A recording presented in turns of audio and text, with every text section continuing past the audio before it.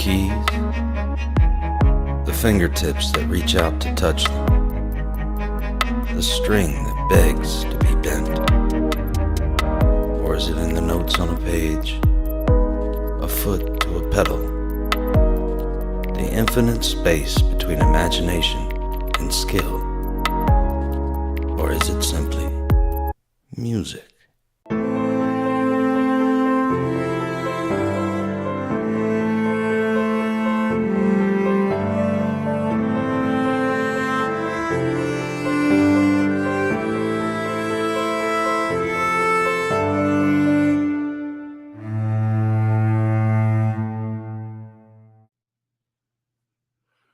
All right. Hey, everyone. I'm Jeff Spike Wong. I am the producer of the film, The 13th Note. And I'm just so happy that we took that film about mastery and artistry, about music, and moved it into a movement. And now we're talking about all the people that's involved and all the great musicians and artists, and have them share their stories about how they got started, where they're going, and how they're going to go, and why they become what they become. So give me a second here. What I'm going to do is I'm going to try to stream us here into the 13th Note group. Okay, of course. Typical, right? I'm looking at this and try to find this. Oh, there we go. Bear with me, people. Let me just get this going. Okay, let me move this group. 13th Note. Okay, so I hope this is working. We have a very special gentleman here. This is a guy that I revered and loved for many years. He is the cornerstone of me when I was developing my chops in high school. And when I saw this guy play Hendrix' Purple Haze on stage, it wasn't just watching another kid playing it. It was watching someone mastering it. And I was blown away how this guy can do this in high school. Then on top of that, he flips his guitar up and start playing it with his teeth. Well, needless to say, I was under that shadow for a couple of years. But you know what? That mentorship of what Bobby Fikes brought to me became what I became today as a guitar player. So if you will, and do everybody applaud, I guess, if you can hear. Here's Mr. Bobby Fikes. Yeah. How you doing, buddy? Good, man. How are you? I'm fantastic. Thank you so much for joining us on the 13th Note Insight. Thanks for having me, man. Yeah. The movie was great. And I love the part that you're in there and just kind of giving Rusty a punch in the arm, you know, because you're in a band with him for many years, right? Yeah. Several bands. Oh, let's see. That's fantastic. So I know that a lot of Houstonians at the music scene here recognize you and has been just fans of yours for decades. Let me just go ahead and start from the beginning. Okay. Why don't you share with us? When I first saw you, I was 16 years old. So how old were you in sophomore? I think I was 16 too. Okay. So 15 maybe. Okay. I was at the end of the school year, so I was the last one to turn 16. I got you. Sure. Well, just to give you an idea, I had guitars, but I couldn't tune. I didn't know about tuning or any of those things. So when I saw you play, I was just blown away. So share with all of us here at what age you started this and what brought you the interest of picking up a guitar. Well, I first started taking lessons. Actually, what brought me to the original, as a little kid, we used to go to Shakey's Pizza. And they would have a dude with an acoustic guitar and a dude with a banjo, upright bass player, and some guy hitting a hi-hat. And they would do these old-time ragtime songs. And I had a little toy guitar, and then my parents got me a real one, but my brother jumped off the bed and smashed it. Oh. And then so I got another one, and I think I was probably about 8, and my mom took me to Kurt Johnson Music over on the edge of Oak Forest. Wow. And I learned how to read the notes, but he didn't like rock and roll at all. And I wanted to, be Paul Stanley. Me and my brother would make cardboard guitars with rulers holding the neck so it wouldn't bend, and steal mom's makeup and the whole bit, Yeah. And then, that guy, he was kind of mean, so I didn't go for very long. And about a year later, we're out at the pool at our apartments, and there's like a girl out there playing acoustic guitar and singing, like John Denver songs and stuff like that, and Bob Dylan. And I told my mom, I'd like to try to play guitar again. So she hired her and taught me all my open chords and stuff, and taught me how to strum. Couldn't help with my singing very much, but and then after that, we moved out to Aldine School District, and I went to Hoffman, and I started trying to play lead guitar as much as I could.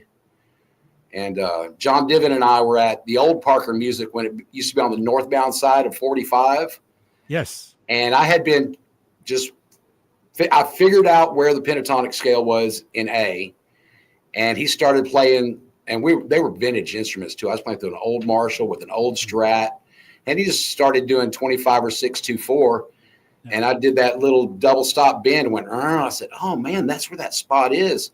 And I was just doing the scale slowly. And I was like, oh man, I'm hooked now, and then, but before that, we went to go see Kiss in 77 with the baseball team. Wow. And I was hooked then. Sure. So I couldn't stop. The only time I ever stopped is when I got grounded from my guitar with my parents. Yeah. So, if you got in trouble or bad grades, we're going to take your guitar away. So I wasn't having that.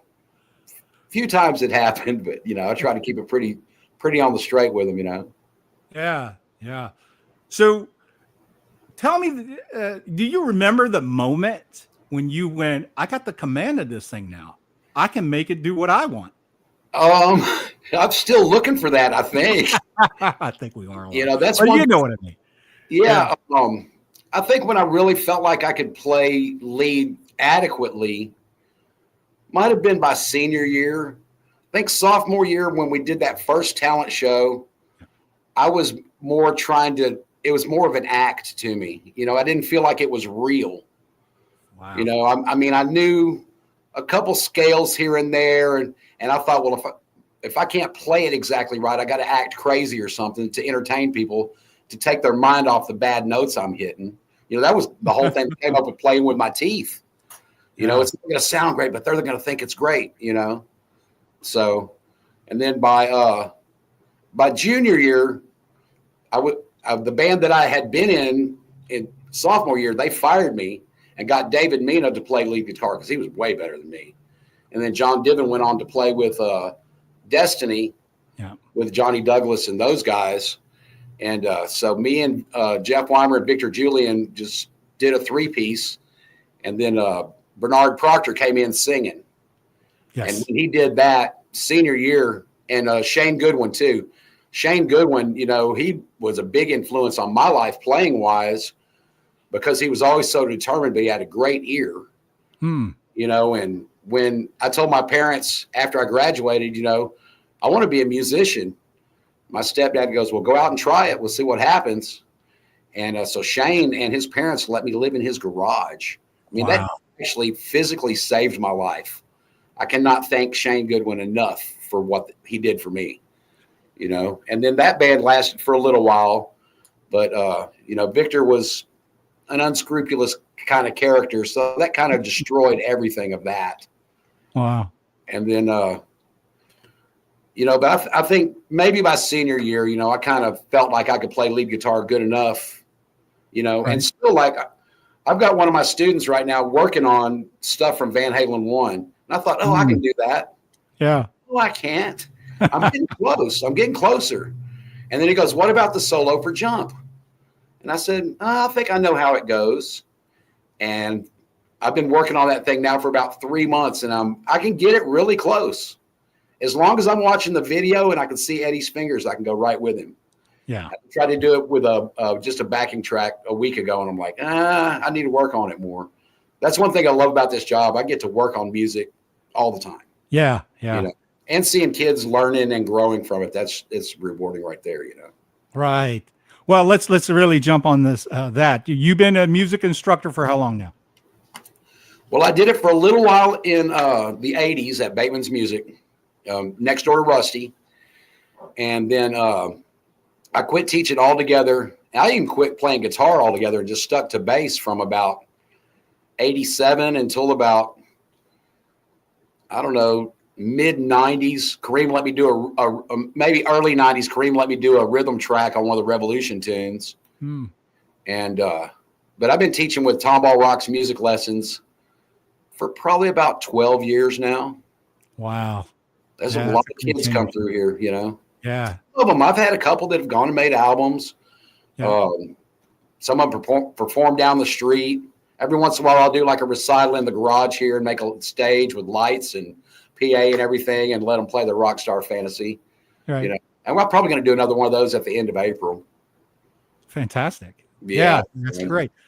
As a music educator, I definitely, you know, I can't stress enough just how much as a teacher, by doing the research for weekly lessons, how much that we keep our sharpened, right?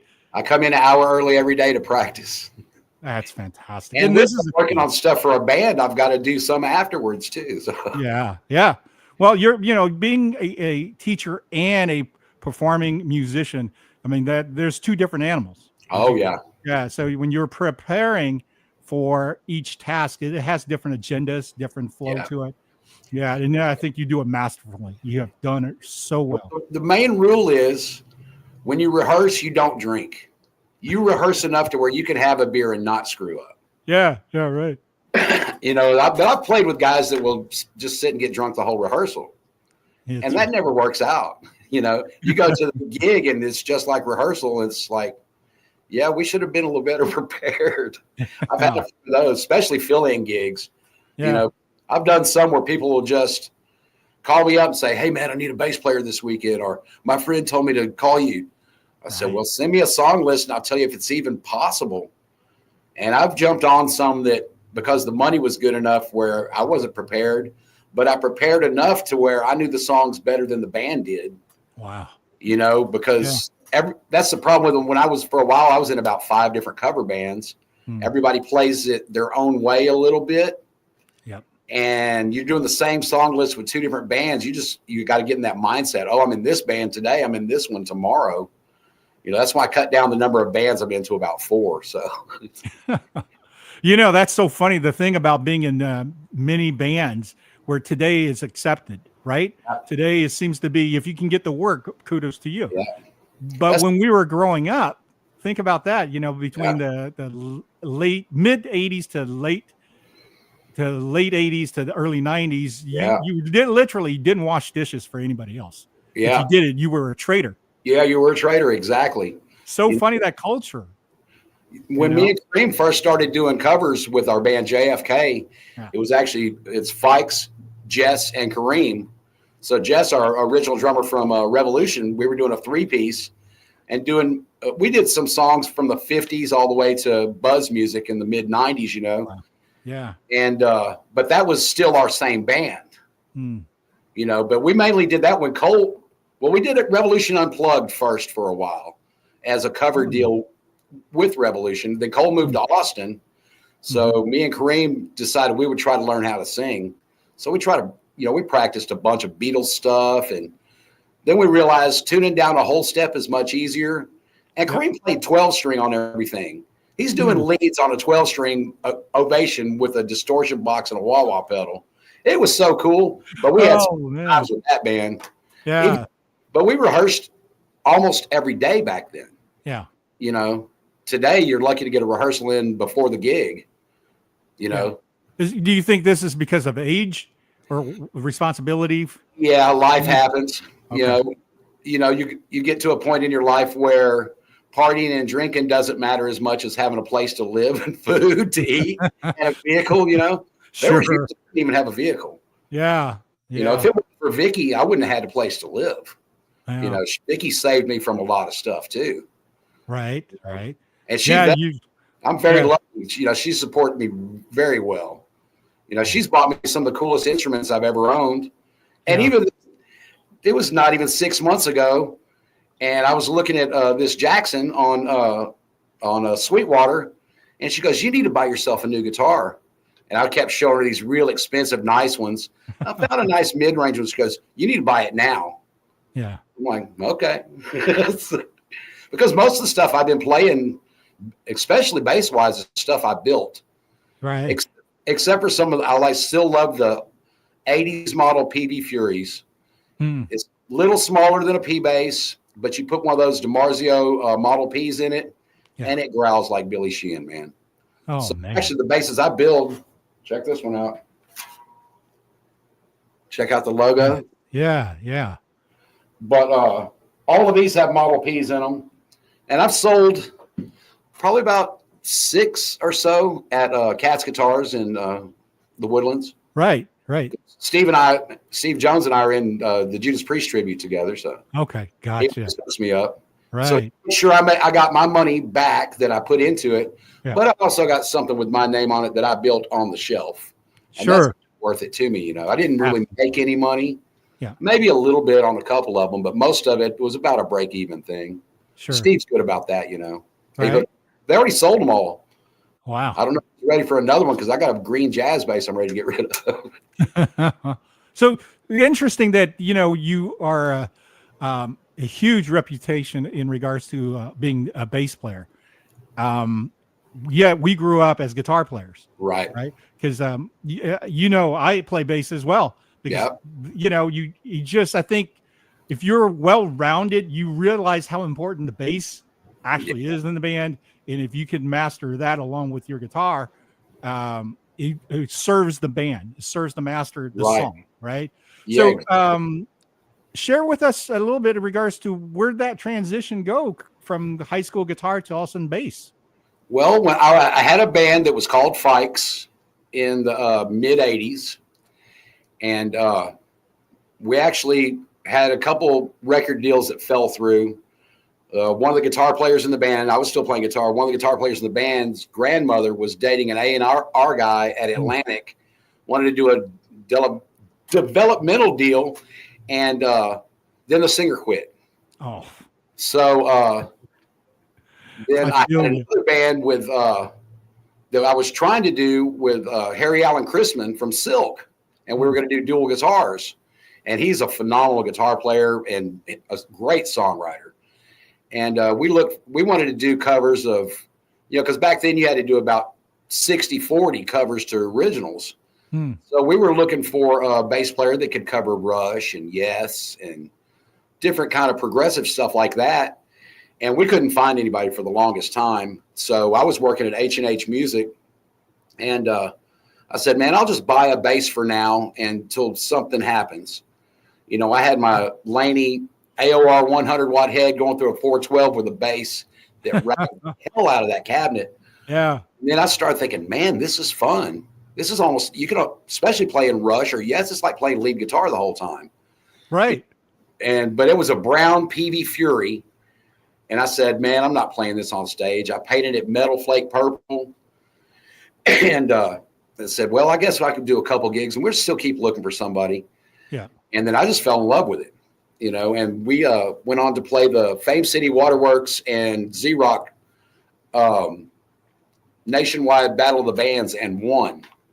Wow. Marzi and Bloss were in a band called Black Sheep. They came in second. Right. It's like, man, we're on our way. And then band broke up, so we didn't get any of our prizes. Marzi and Bloss got tickets to the Texas Jam, and they got to go, so they got their prize.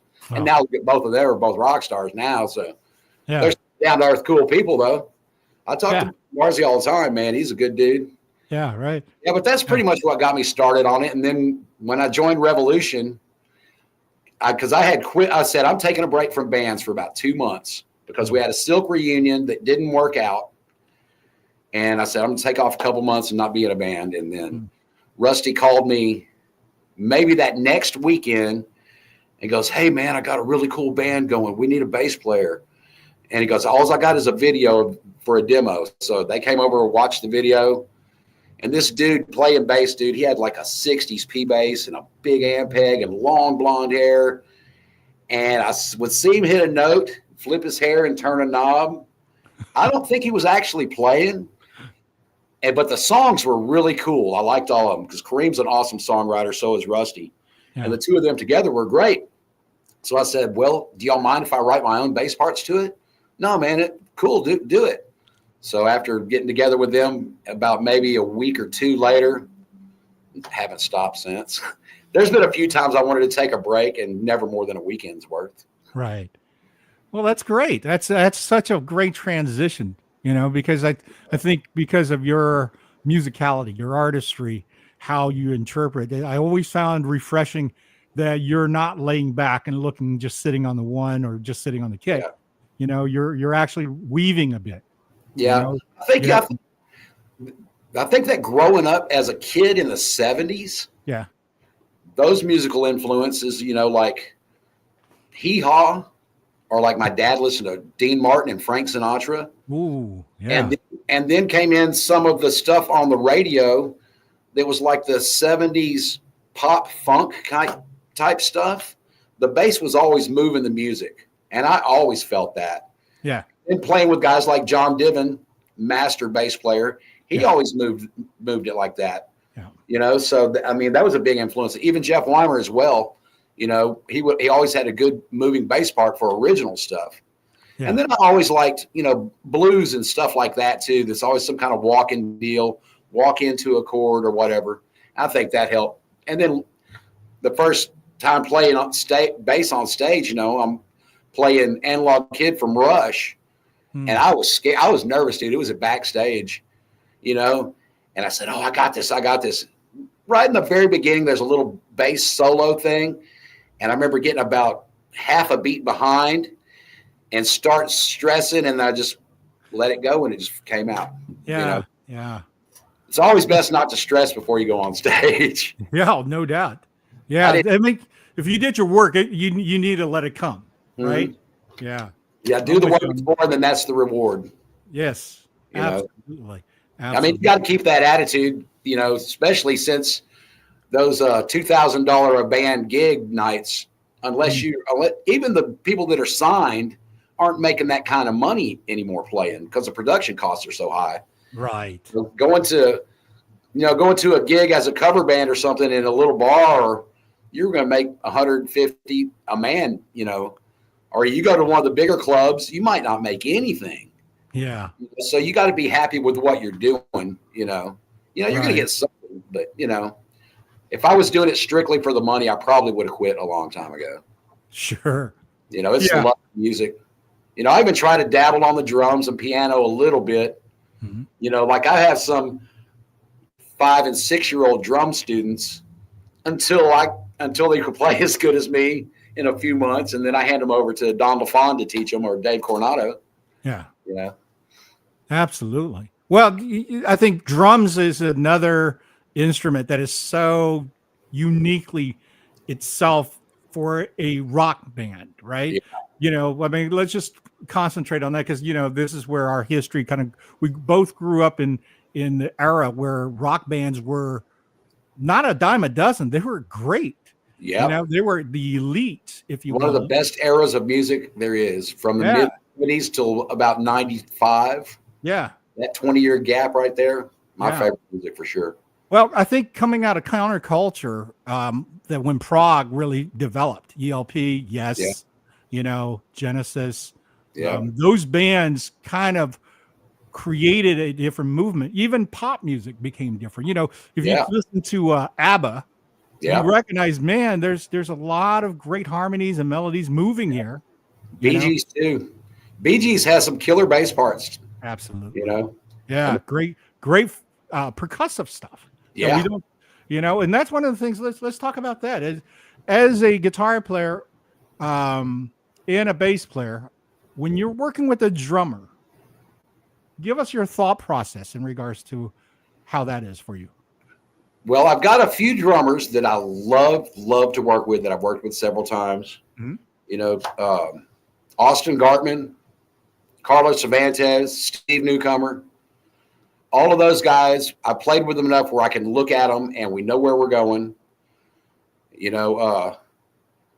When I played with Scott Smith, his old drummer from Stride, totally saved my ass and guided me through that entire gig, because that shit was intense. Yeah. But I always look for somebody that's more than just chops.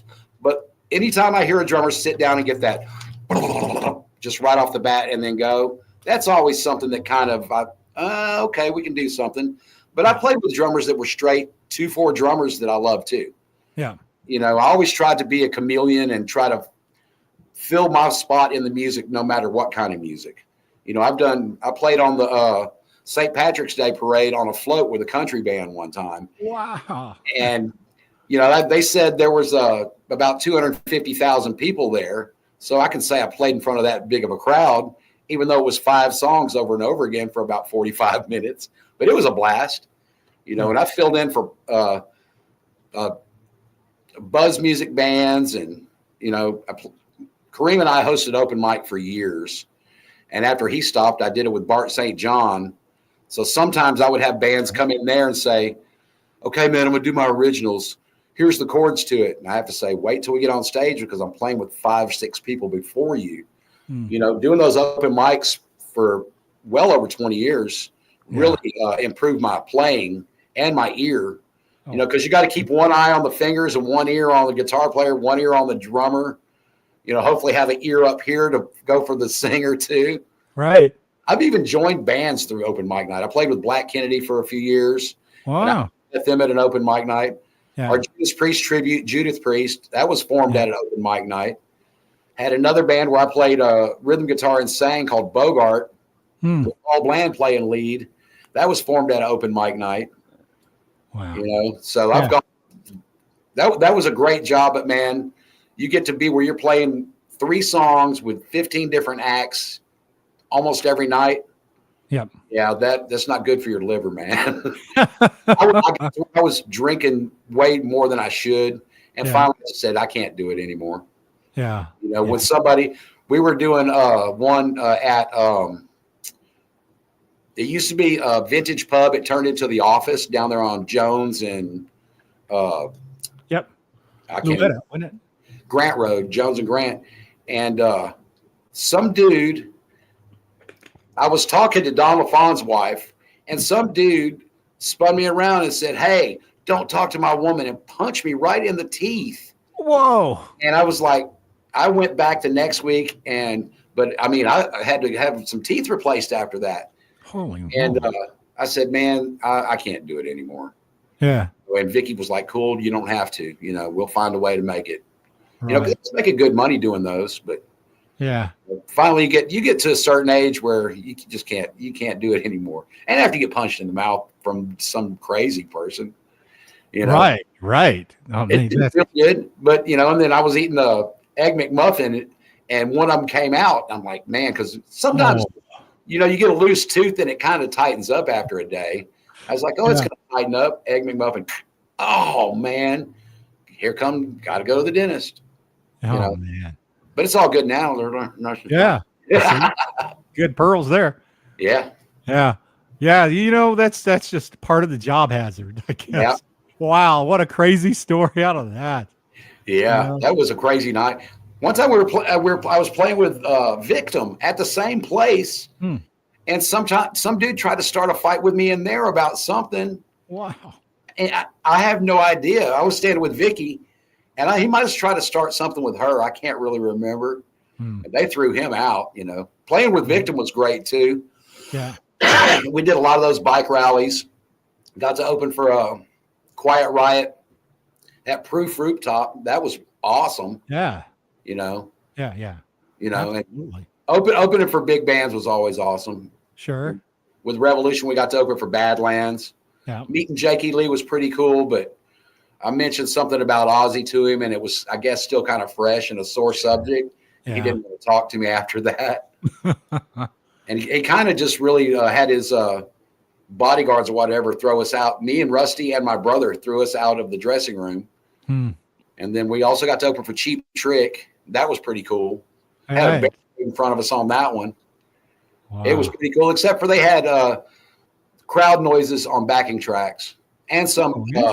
They had like remember the little DAT machine, the little mini tapes? Yes. They had like a rack of those. Yeah. Maybe it was on a sequencer or something, and it would just come on certain parts of the song. But it had some backing vocals on it, and because Rick Nielsen would be singing 3 foot from the mic, and you could still hear it clear as a bell. Right. Still cool. You know, that 5-neck guitar, I got to touch it. Ooh, how cool is that? The other one that looks like him, I got to touch that. And Yeah. I think I touched his 59 Les Paul too. Ooh. Then Yeah. after the show, Tom Peterson's wife showed me all his basses. So I got to touch as many of those as I wanted. I don't know how anybody plays a 12 string. I've got an 8 string that I've only used on a video and never even plugged it into a real amp, I don't think. Right. The little ones here, I don't know what I'm going to do with it, but I've tried to sell it and nobody wants it either. So Yeah, multi-string basses are an animal of their own. I had a 12-string bass. And Yeah. I played it, and then it's limiting because I think the responsibility of that instrument is to fill in the bottom with the low mids, right? yeah, and it's hard to do a moving bass part on it for sure.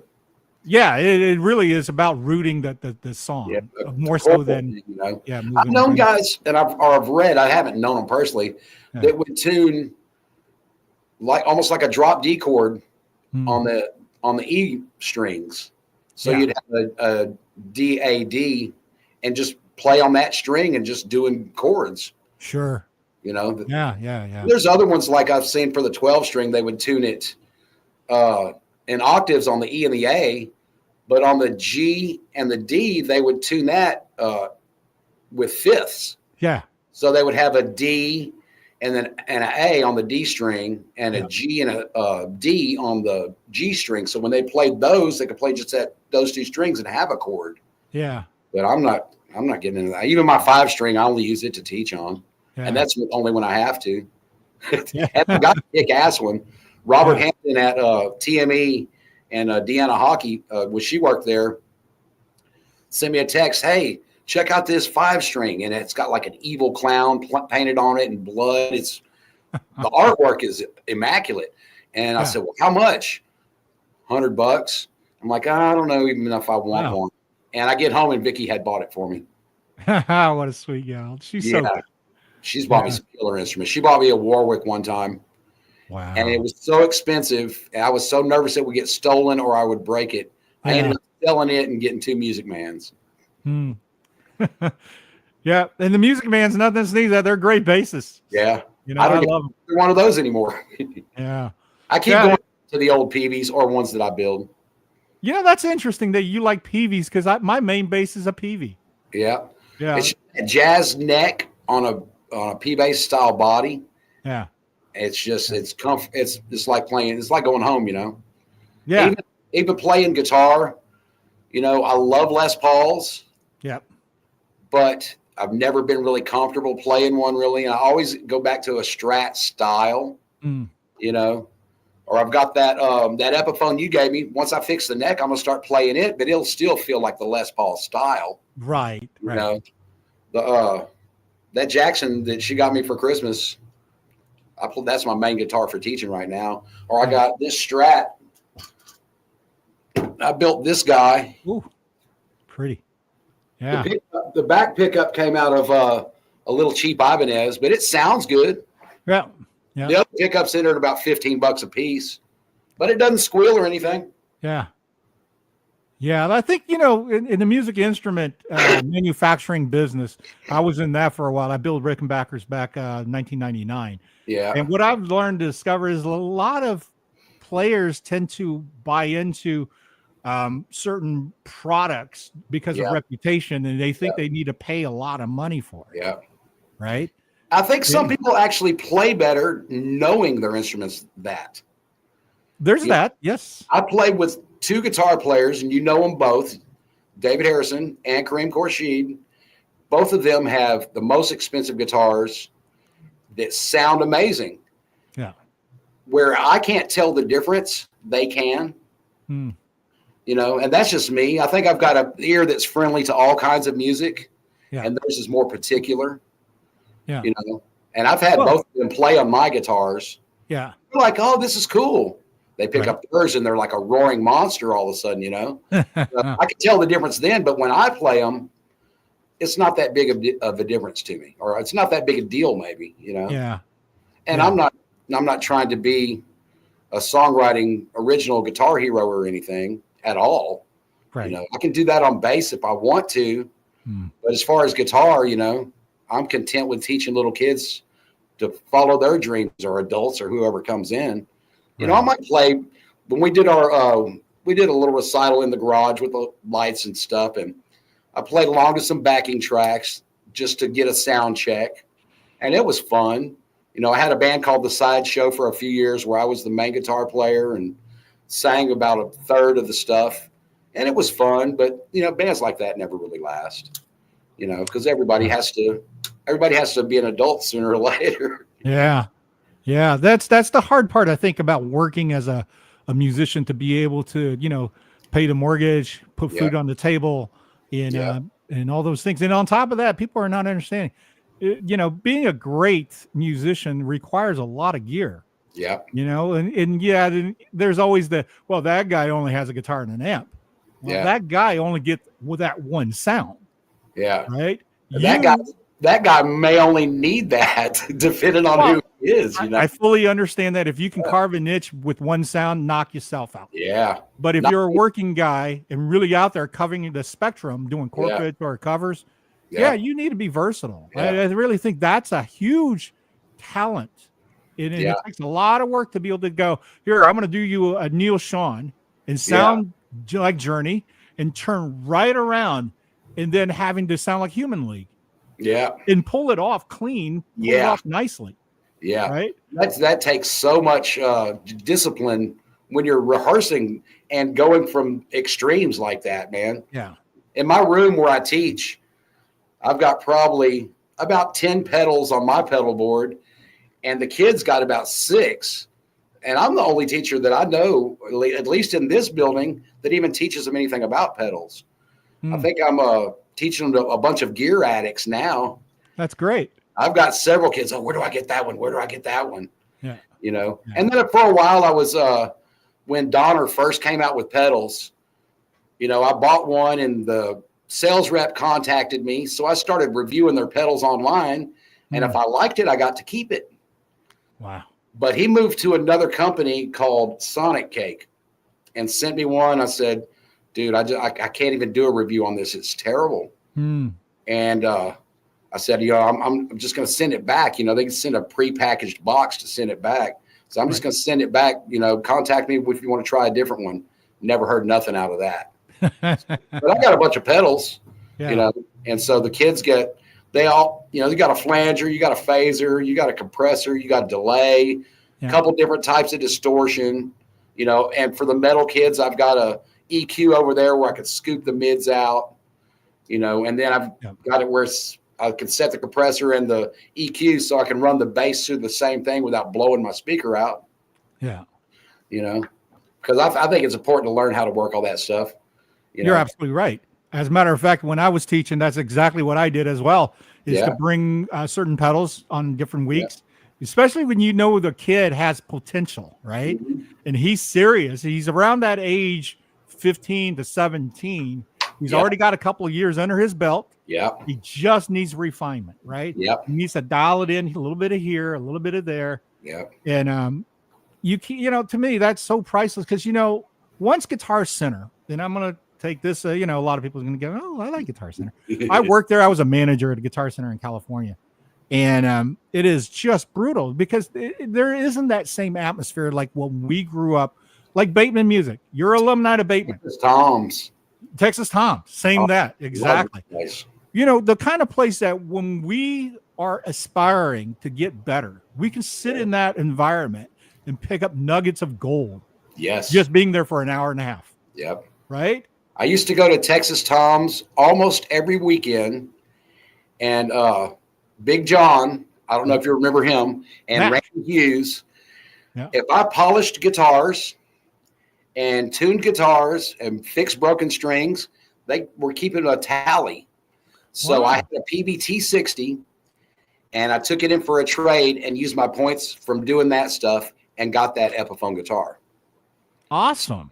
They hooked me up with that. Yeah. You know, got to meet Pat Travers in there too. I was there. Yeah. Were we in the same room?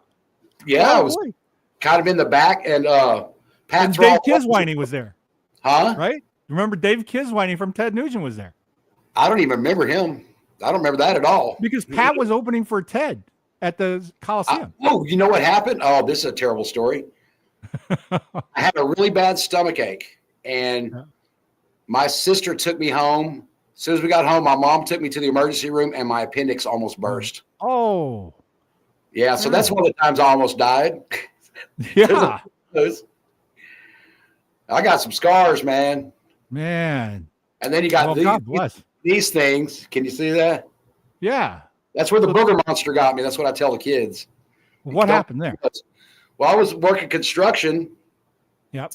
And I think I was about 19, maybe 20. I think about 19 though. And we were just in a hurry, and I was working on a table saw, cutting boards about like that to ones about like that. Yeah. And I just got careless, and I went, ow. And then I looked, and there was blood on the ceiling. Then I went, this one here looked like a pigtail, and this was hanging off. Oh. And I thought it got this one too, because my whole hand was bloody. Yeah. Wrapped it up in ice. They took me to the guy I was working for was a Vietnam vet, and we're in this big white van driving to the hospital with blood everywhere, and he's like, man. And so they reattached them. So I only played with these two fingers, my middle one and my pinky, for probably nearly a year. Wow. And we were already playing clubs and stuff. Yeah. So that made the pinky strong. So there's a benefit from it. Right. You know, when it gets cold, this index finger still pretty much hurts. And I can't bend it really. It's not really connected that much. I got you. It's kind of rubbery. Wow. But it doesn't play it anymore. It used to really bad. I had pins in it, and I still had pins in it and got on stage. That little pin sticking on the end, get on the high E string, go, wow. People are like, oh my God, what are you doing? Oh, man.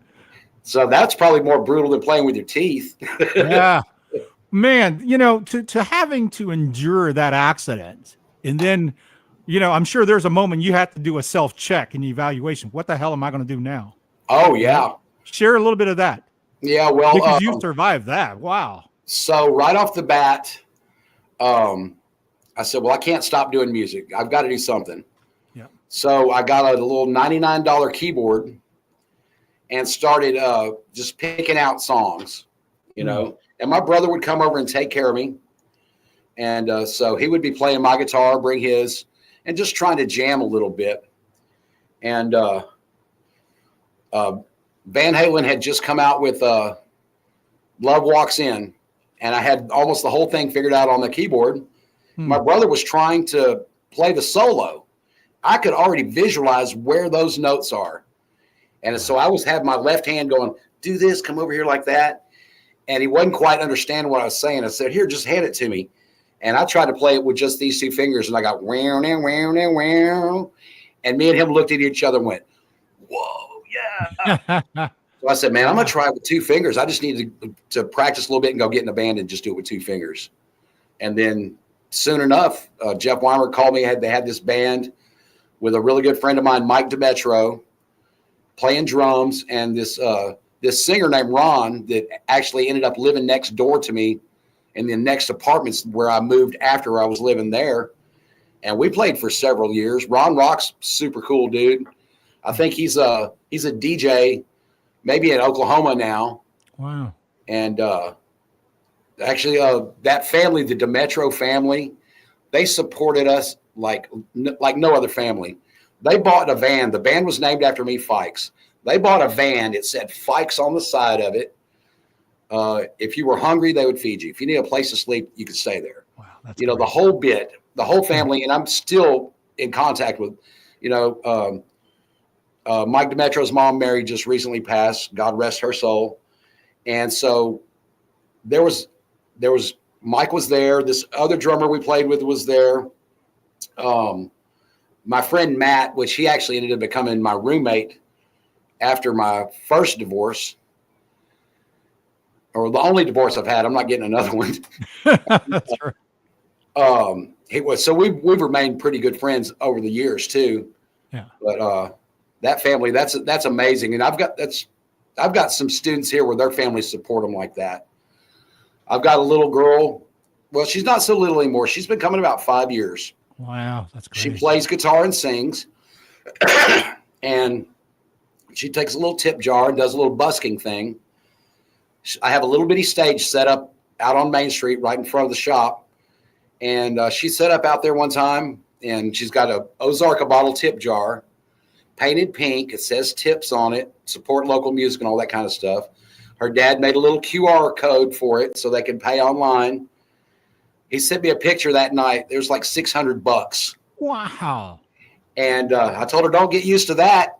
Then she went up here to an antique spot behind us, did it again. Wow. But she can really sing. She's got a great voice. Yeah. She's one of those kind of kids that can do anything she wants. Yeah. She's at a transition period in her life where she's freshly 13. So she's good in school. She's a track star. Yeah. She was doing really good in martial arts, playing music. So she's got a full plate. She just needs to decide what she really wants to do. And she might go on to be a scientist or a doctor or something, you know. Right. She's got that kind of brain. But she's got a family behind her. That's you know, great. that's really important. Even when I thought my family wasn't behind me, they actually were. Yeah. Right. And it was my fault for being a jerk. You know, my stepdad was awesome. At a time in my life when he came into my life, I was out of control. I was treating my family like crap, and he set me straight. And then when I graduated, he goes, well, what are you going to do, son? You going to join the military? I said, nope, I'm going to be a musician. And from him being in the music business, on the business side of it, and he was Hank Hill to the T, and he goes, Bobby, what are you going to do with your life, son? And I said, well, I'm going to be a musician. He goes, well, you're not going to be a guitar bum here. You're going to have to go hit the road, go try it. So that's when Shane Goodwin let me live in his garage. Yeah. I was hating on my family. But then I come out one day, it was my birthday, and they had left a birthday cake for me outside the garage. And this wasn't a nice garage either. It was one just wood paneling on the outside and framework on the inside. And they let me take about a quarter of it and made carpet walls. Wow. I didn't have any TV, but I had a space heater and an old couch that I think it might have been in their house at one time. And I had my stereo, and that was about it. The only way I could lock it up was to had extension cords that pulled not like just regular, cut the plugs off and laced up the edge of the carpet so nobody would go. It wouldn't stop anybody, but everybody was pretty cool to me. You know, it kind of sucked, but it's an experience that I'll never forget. And it helped me grow, helped me not be a little asshole anymore, for sure. Yeah. A bit of struggle goes a long way, I think. Yeah. Yeah, no doubt. I mean, that's a reality slap in the face to having to leave, you know, the comfort of the home. Yeah. Yeah. But, you know, I mean, think about that. If you were at that age and all of a sudden you find yourself on the back of a van, you're going town to town. Yeah. You know, I mean, that's a lot of ways. I think when we're that young at that point, we were filled with bravado, filled with passion about the music, and we take on the world. Right. Yeah. They think, I mean, I thought, oh man, I'm just going to be a rock star. It's that easy. Oh, no, it's not easy. You know why you thought that? I'm going to tell you, you know, when you were at such a young age in high school and be so adored, you know, a lot of people who was around us around that time knows exactly what I'm talking about. Yeah. I can't go sometimes without running into somebody that we went to school with. Yeah. And they go, you know, Bobby Fikes? Right? There's a few of them that don't like me. I'm sure there's more than a few that don't like me because of that attitude that I had. You know, I always try to be nice and everything, but I think sometimes I'd come across because, you know, at heart, sometimes I'm a little shy, you know, and if I don't look people in the eyes, it's because I really don't know what to say. Yeah. You know, and some people just, you know, they take me at face value before they really know me well, you know, because I try to be fair and open and honest, you know. Yeah. But there's people out there that don't like me. I've had people call me an asshole to my face plenty of times. You know? Jealousy is what it is. I'm going to tell you. Sometimes I might have been being an asshole. I don't know. Well, you know, I'll say this from my experience because that's really who I can speak for. You know, I always felt that I walked in your shadows for a year or so because you were revered in our school. Yeah. But when I met you in, I believe we had psych class.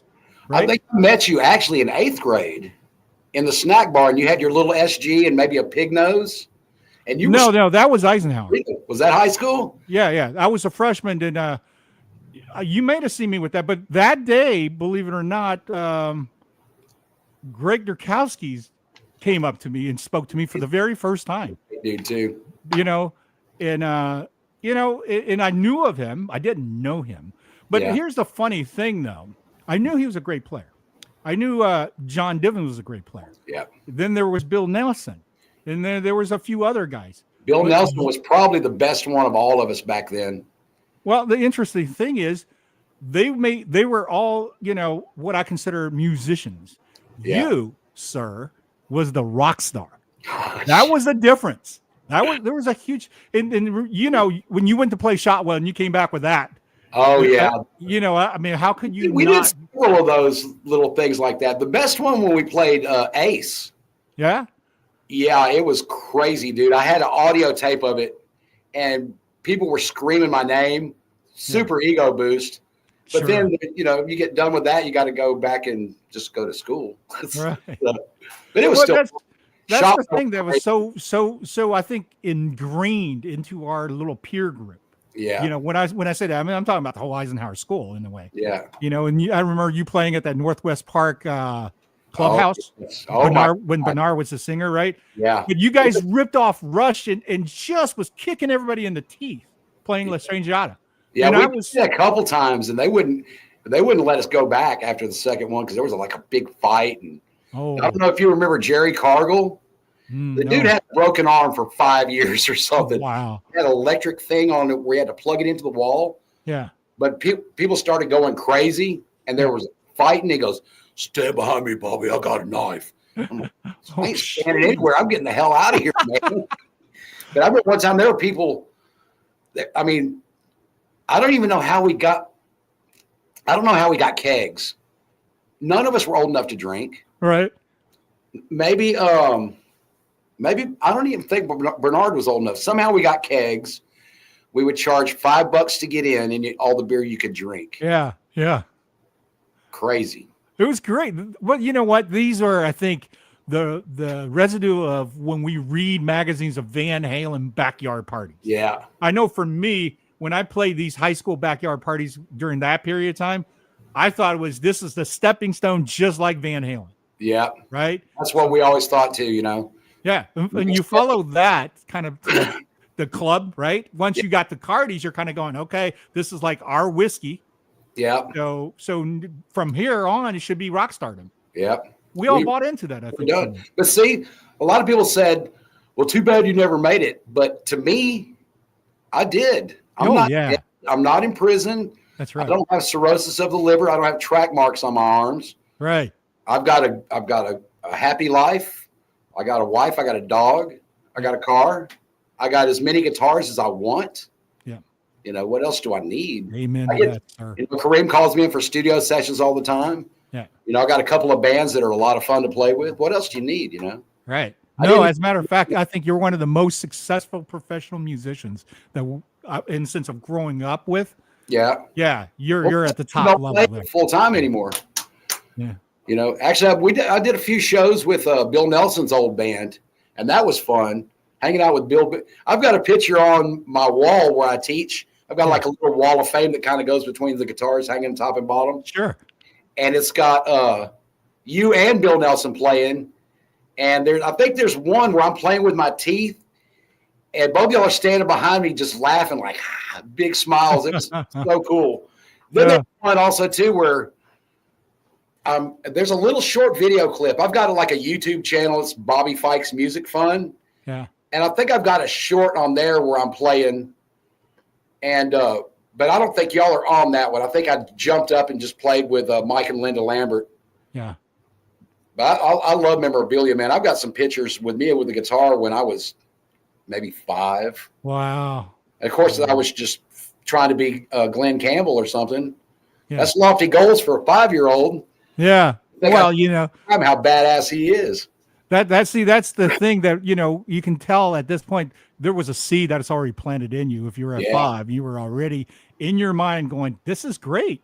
Yeah. You know, I was like that. I saw a guitar and I thought, that's a great looking instrument. Yeah. You know, being a kid, not knowing anything else other than Bruce Lee, right? Yeah. You know, so I was the same way about enamoring with that particular instrument. Yeah. You know, Between Kiss and Van Halen, I mean, what else other instrument is anybody ever going to play, you know? And then I started getting into Rush. And then with that band, we started playing Van Halen. And I found out how badass Michael Anthony is. Yeah. His bass lines are amazing. Then you watch videos and he's playing it with extras, the little improvs in there. Yep. You know, that's my favorite thing to improv on stuff. That's why I don't mind a fill-in gig here and there. Right. I get the gist of the song.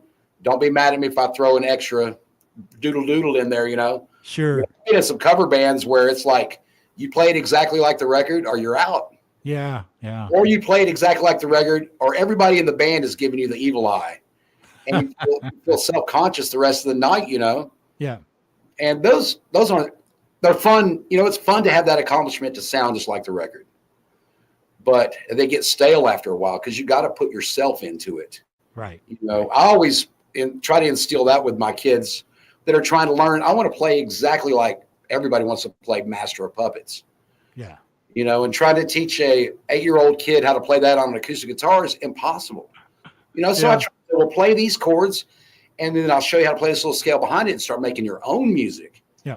You know, you get about 75% that start saying, okay, this is cool. I said, we can learn the Metallica when you get a little bit older and get an electric guitar. You know, not that I can play Master of Puppets perfect all the way through because I don't have that desire to. If I was to. Well, there's some good guys on YouTube that I borrow their lessons. There's a couple guys that I don't know if you ever heard of Guitar Lessons 365. Yes. His name's Carl Brown. I'll pull him up and he'll just start calling out the numbers. I'll just start tabbing it out right there or watch his fingers. You know, when it comes to the Van Halen, though, he's dead on note perfect. Yeah. But getting that feel. Right. And I actually even had to correct him on one for Jamie's Crying. You know, at the end where it goes, at the about halfway through the solo, it goes, now, down, down. It goes, when you get to that part, Eddie pulls up on the bar, and I'm like, no Floyd Roses then, dude. Right. I even had to tell him, I said, no disrespect to you or nothing, because you're my favorite. I use you all the time. I turn all my friends on to you. But this one case, that's the only time I've ever found him not to be totally correct. Yeah. You know, because he researches where I don't have time to research all this stuff. Oh, no doubt. You know, but I've got a couple kids. Like if you go to my YouTube, BobbyFikesMusic.com, there's a girl on there with a blue Les Paul.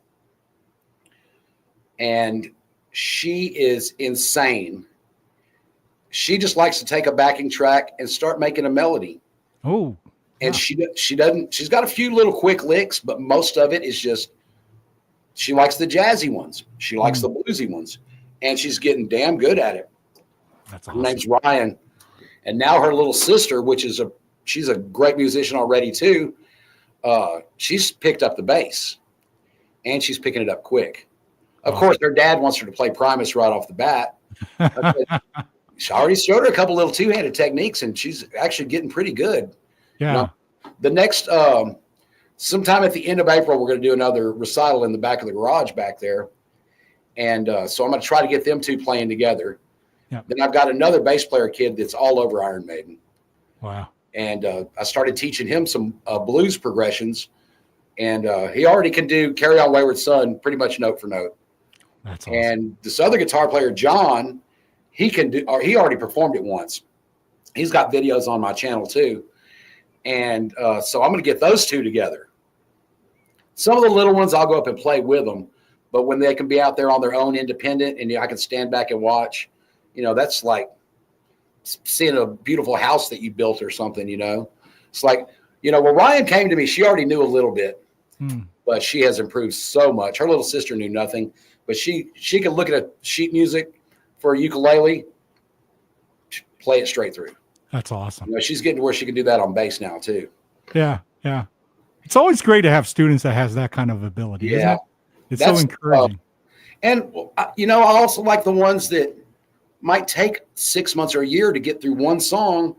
Then that light bulb turns on and suddenly they're learning 3 songs a session. Right. You know, those are the ones you're so proud of them, you know? Yeah. Yeah, absolutely. I have had lots of those kind too. Yeah. But I've had a lot of naturally talented ones too. Right. It's a pretty big spectrum actually, you know? Yeah. Yeah, absolutely. And you know, I just think that by being an educator, that you're giving back to your community and the youth and just keeping the passion and the fire alive. You know, I commend you for that because I know there's a lot of work involved in that. Yeah, thanks, man. That's appreciated because also too, you got to keep some lead guitar alive. And I've got some kids that love classic rock and are shredding it. Good, good. I like the ones that I'll tab it all out for them, say bend here and do this, or this is the way I do it. If you find a more comfortable way, do it. As long as it sounds good, it is good. Right. You know, that's one of Eddie's quotes right there. And they come back the next week or in 2 weeks, and they're kicking my butt. I can't help but start smiling so much my face hurts. Yeah, yeah. And I've had a bunch of those. Right. You know, and I've had some that, you know, just don't care, but that's okay too. As right. long as we all have those, right? The main thing is to just, you know, let them be happy. Let them have fun. Keep it as much not like school as possible. Yeah. You know, when I tell them, "Oh, you ready for your test today?" They said, "Man, I said, "Here's your test. What's the name of your strings?" And then they laugh and tell me, and we go jam. You know. Right. Right. That's great. That's great. I love these education stories because, you know, they're so motivating. Let me ask you this. You know, I know we're running up a little hour. Are you still good on time? Yeah. Okay. So when I didn't look at the clock, but I think I am. Yeah. Here's the thing, you know, especially when I was involved in pianos, that I would find that the kid was really dedicated. You know, like I say, the kid may be 8 to 10 years old, been in private lessons for 2 years. But the parents don't know if they're serious to buy them a good instrument. Yeah. Isn't that insane? 2 years of a kid's life, it's like 1/5, 1/4. And they dedicate it to, you know, weekly lessons, and you don't think they're serious? How do you ever combat, or have you ever dealt with that with parents? Well, when people are my students, that 50% discount on guitar repairs. Okay. And most $100 guitars, I've found a way, or however many different ways it takes, to make those guitars feel like a pro instrument. Yeah. I mean, I've been building parts casters for years, and I'm starting to get pretty good at it. You know, like this one here. Yeah. A guitar like this. Yeah. This one probably cost me right at $100 total. You know, eBay, broken parts, whatever. Stuff that I Frankenstein or scavenged off other guitars. Right. You know, and I've charged them less. Or when it's time to change strings, if I got, man, that pickup sucks in that guitar. You know what? I got this other one over here, $20. I'll put it in for you. Right. And then their parents realize, wow. You know, but then you've got the other side of the coin where a kid is a beginner with a $2,500 Les Paul. Yeah. That happens too. Sure. I've got one kid, though, his dad started him with a Squire, but he wanted something with a Floyd on it because he loves 80s rock. Yeah. He's about probably 12, 13. And I said, well, let me help you get something. So, because there's a lot of stuff you don't need. And a Floyd's hard to get started on if you don't understand how it works in the first place. Yeah. Yeah. So he comes with this Schecter they got from Guitar Center. And this thing is a beast. It's got the Sustainiac push-pull pots. Wow. It's got the Floyd Rose on it. But the thing is, you could tell by feeling it, it's meant to be tuned down to a C or something. It's got giant strings on it. Right. And the switches, they felt a little crummy to me. And he said, man, this switch is stuck. And I said, oh, that's kind of weird. And I flicked it. I said, I think this switch is broken. Yeah. They took it back, got their money back. And then he went straight to Fender and got one of those Ultra Stratocasters with Floyd Rose and its HSS. Yeah. One of the most beautiful guitars I've ever played in my life, dude. Yeah, they kick ass. That was nice. And I just told him, I said, you take care of this guitar, it's going to last you for the rest of your life. Yeah. I think he's one of those kids that he's got a great ear already. He just needs somebody to steer him, you know? Yeah, yeah. And because he'll come up and said, well, I've been learning this, and, you know, or he'll watch videos on YouTube. I said, you got to be careful. There's more jokers than there are good guys on YouTube. And I think some people are just trolling. Yeah, you play it like this. Thanks. Yeah. Or you play it like this. Ding, ding, ding, ding. And the tabs are all wrong and stuff. So I said, you know, let me help you wade through that stuff too. And he's had that Strat about maybe a month, and it's proven he's improved so much. Sure. So you got parents that'll buy them a nice kick-ass guitar to start with, and you got some that get these $25 Amazon classical guitars that are nearly untunable. Yeah. Some little tweaking. Some of them I've made some. I've taken them out in the shop in the back and shaved bridges down, off the bridge to make it play. Yeah. Give me $10, or whatever. But I've been getting so many more repair stuff now.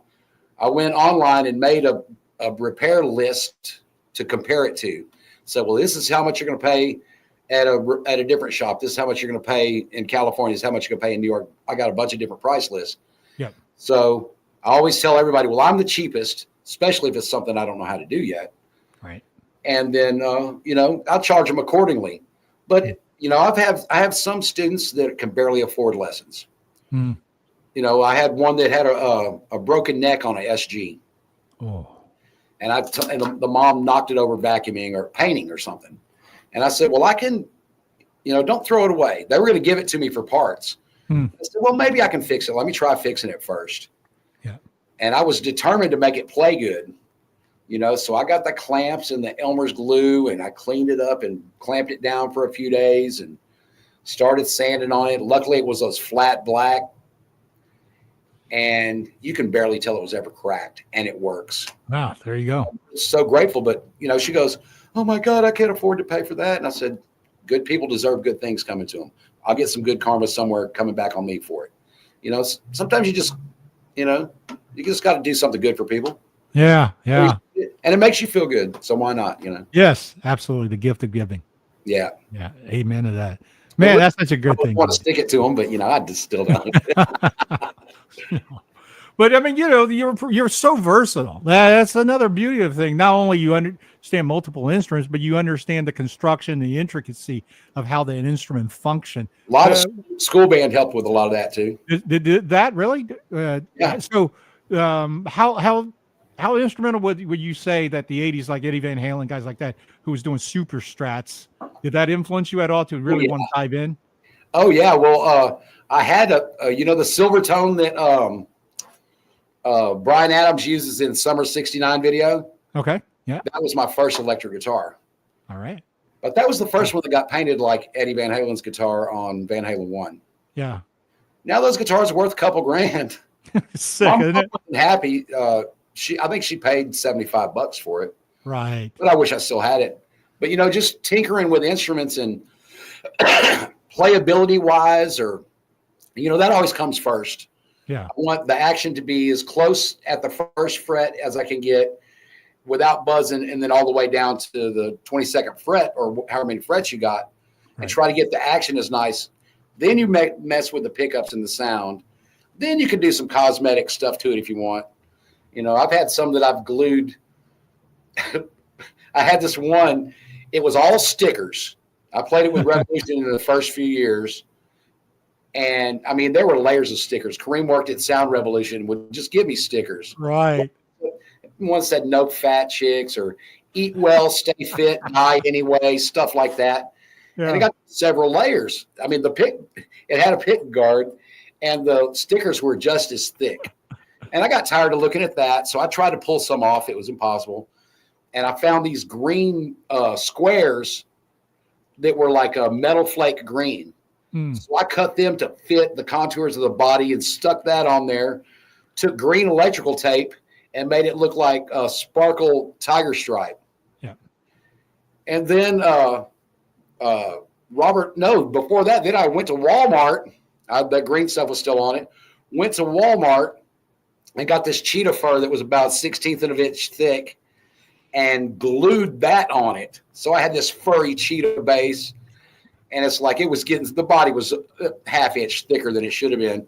Yeah. And Robert Hampton goes, man, you should let me paint that thing for you. Because he paints his own guitars and does some really cool spray paint tricks or whatever. He might be using airless, I don't know. And he had it for a couple of weeks. I said, man, how's the bass coming? Man, I'm still pulling stickers off that fucker. Then when he finally finishes it, he brings it to me, and it's white with like these purple bubbles on it. It is awesome looking. Right. And then Tony Hunt put in, we left it's got the old PV soap bar in it, the Super Ferrite. It's got an American Jazz pickup that came out of a Geddy Lee, and it's got a DiMarzio Model P in the neck position. Wow. Like 5 knobs on it, but it's kick ass. And doing shit like that always, I see someone else do it. I want to do that too. Right. Just like even that Epiphone I had in high school, I wanted a whammy bar on it. So I got one of those Bowen handle things. You remember those? Yes. Oh, what a piece of shit. It just destroyed the tone too. Right. You could bomb it maybe a step and a half down before everything went out of tune. Yeah. It was brutal, man. That's interesting that you brought that up, because when we were growing up, in the explosiveness of Edward Van Halen coming into the market, all of a sudden every company out of nowhere was producing some sort of whammy bar, some sort of locking system that worked with, and it revolutionized the industry. Yeah, that's why today when whammy bar, I've got 2 Les Pauls. Yeah. One of my Les Pauls has a Floyd on it. I've got an old Robin with a Floyd on it, a Jackson with a Floyd on it, but I've got an SG. I've got an Ibanez with no Floyd. I've got a Ibanez with just the 2-point trim on it, but it stays in tune pretty good. Right. But every time when I catch myself sitting down to play for my own entertainment, put in some Van Halen, maybe some Judas Priest, sometimes a backing track, and just play some leads over it. Yeah. And like the girl I was saying that likes to improv, I'm learning some big ass chords that some of them I can't really reach. So I have to change fingerings. Like this finger won't lay flat. Oh. So some chords I have to do a total different fingering just to get all the notes to work. Right. When I play for my own enjoyment, Van Halen is usually one of the first go-tos. Like I said, I've been working on the solo for Jump since 1984, and I almost got it. I think I could fake it good enough where most people wouldn't even notice that it's not perfect. Yeah, yeah. But I think even Eddie would appreciate the fact that it's not exactly what he did. Right, right. That's what I kind of always liked about him. It was always a little different every time. Oh, no doubt. Oh, did you hear Steve Lukather and Alex Van Halen are going to try to revamp some of the old recordings that, the lost tapes in 5150 or whatever. Yeah, yeah. They need to get Dweezil on that too. Yeah. Oh, I'll tell you a Dweezil story right here. Yeah. Dweezil's a big Eddie Van Halen fan, right? Oh, yeah. Because of, he grew up with it. Yeah. It was early 2000s, like maybe 2001, 2002. I was at NAMM, and I was at a booth working with Farnell Guitars. Yeah. And about 6 o'clock, everybody shuts down. They would go to dinner, whatnots, and party. And as the hall was clearing out, there was only a few stragglers left. I hear now this Van Halen going off on the guitar. I'm going, holy shit, Eddie's there. Right? I'm following the sound, right? All the way to PV booth. Because, if he came out during prime time, he was going to get slammed. Yeah. So I really believe that, they've been hiding him. So now they're, having the cool little click. By the time I got there, see all the people that surrounding him with the PV badge, dead center in that circle was Dweezil Zappa. Yeah. And I was blown away. He is amazing. How perfectly he was doing Eddie. Yeah. Right? And I've seen some good clips of him, man.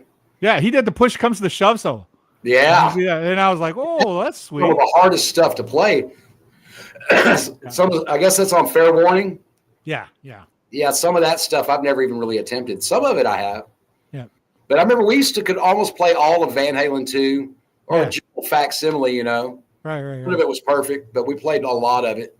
Yeah. We always played Somebody Get Me a Doctor. Yeah. And I can still kind of do that one, but that's not one I've been working on, Right. Go ahead. I usually just work on what I feel like it, Sure. Because I don't even plan on being a guitar player in a band. Yeah. If it happens, it happens, but most people want me to play bass no matter what, so I'm happy with that too. Well, you have such a great reputation as a bass player that come in and take over and do it, solid, Yeah, that's how I got to play with Bumblefoot. Oh, that's nice. Yeah, so he was coming to BFE for one of his little tours where he does the pre-recorded stuff. Yeah.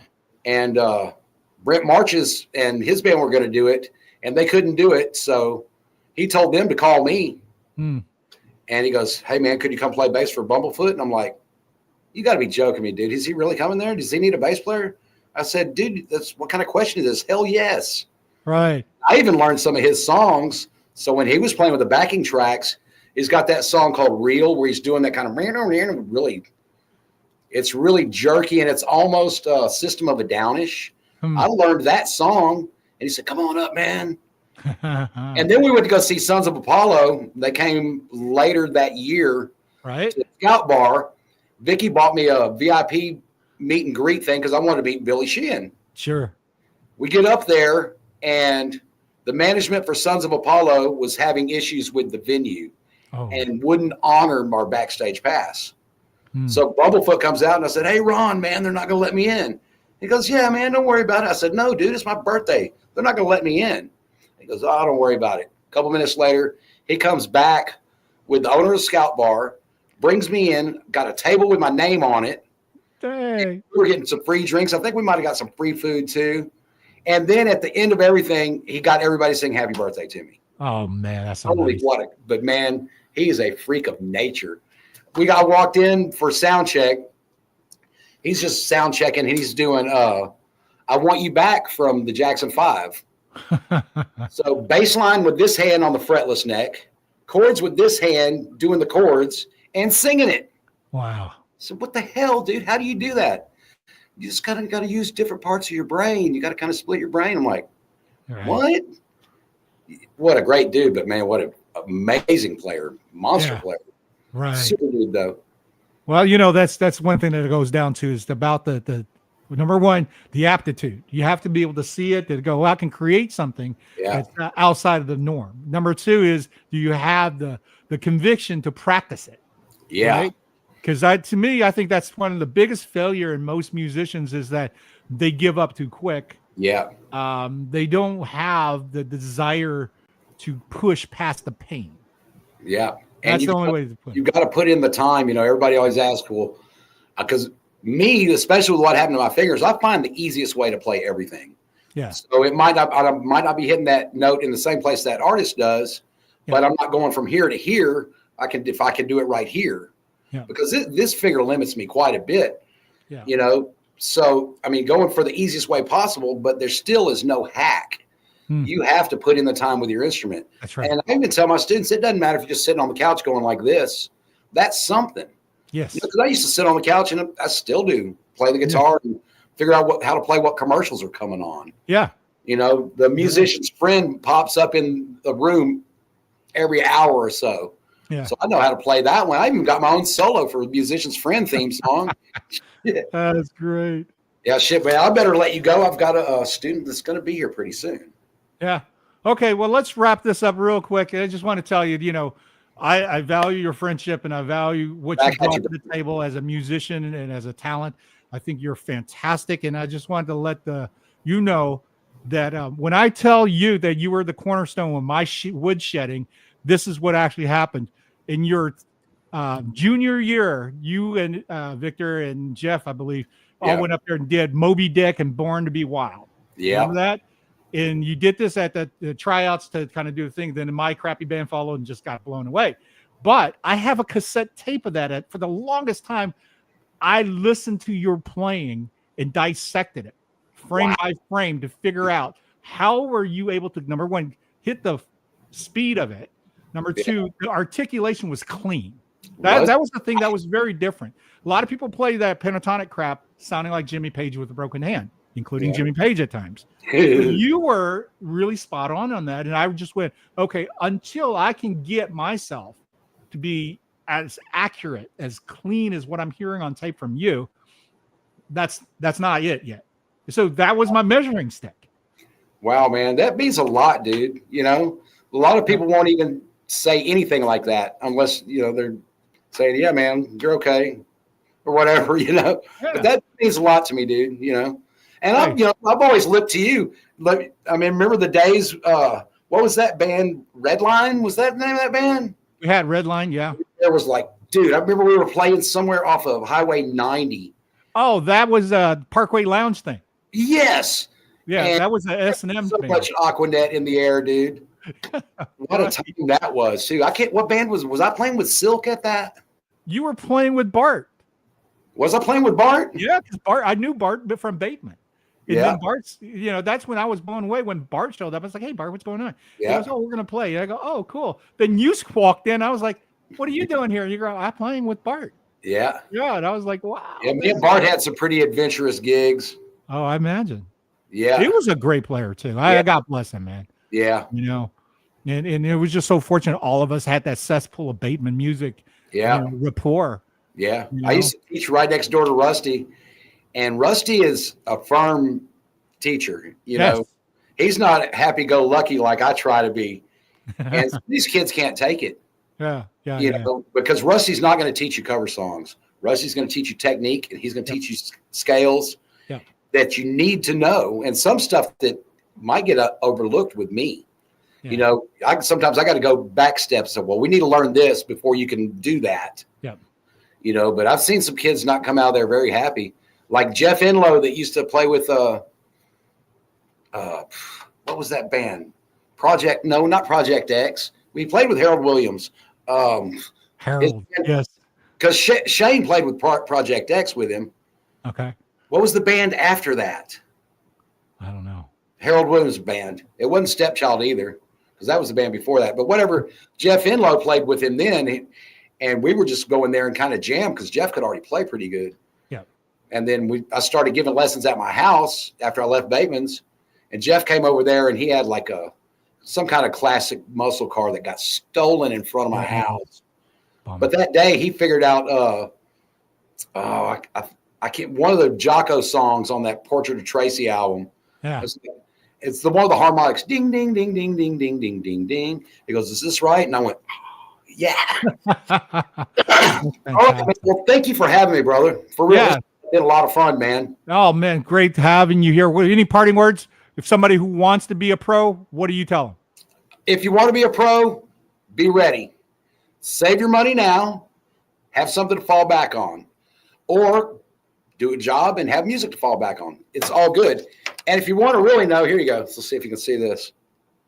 There you go.